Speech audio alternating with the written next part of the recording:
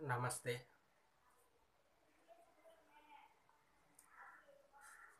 ఈ ప్రపంచంలో ఉన్న వారందరికీ మీరు భోజనం పెట్టి ఆ పుణ్య ఫలాన్ని మీరు తీసుకోవాలనుకుంటే మీరు ఈ చిన్న పని చేస్తే మీకు అంత ఫలితము వస్తుంది.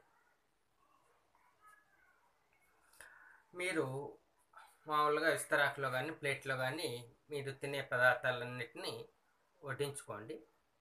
వడ్డించుకున్న తర్వాత దాన్ని భగవంతునికి అర్పించండి.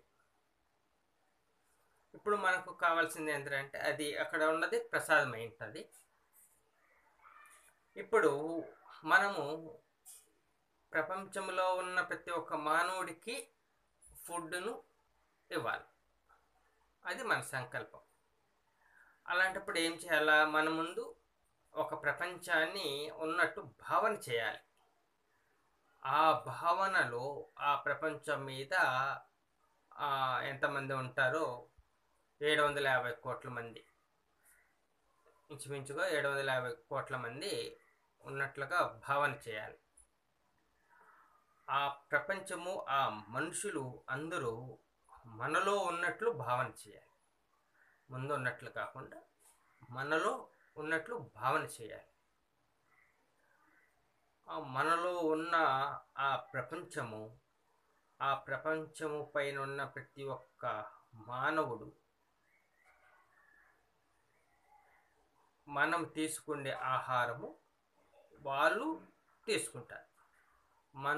మన కడుపు నిండుతూ ఉంటే వాళ్ళ కడుపు కూడా నిండుతూ ఉంటుంది. అది భావన చేయాలి.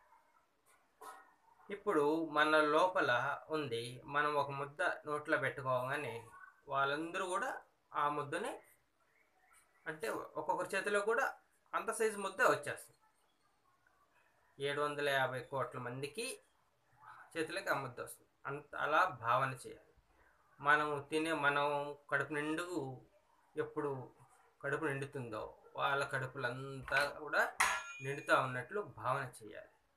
మనం తాగే నీళ్ళు తాగితే ఆ నీళ్ళు కూడా వాళ్ళు తాగినట్లు భావన చేయాలి.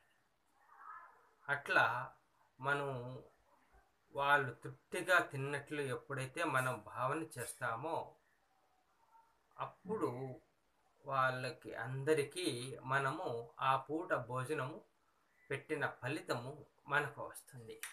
కాబట్టి భోంచేసిన తర్వాత వారందరికీ ఒకసారి వందనములు మనసారా కృతజ్ఞతలు తెలుపుకోవాల్సి ఉంటుంది.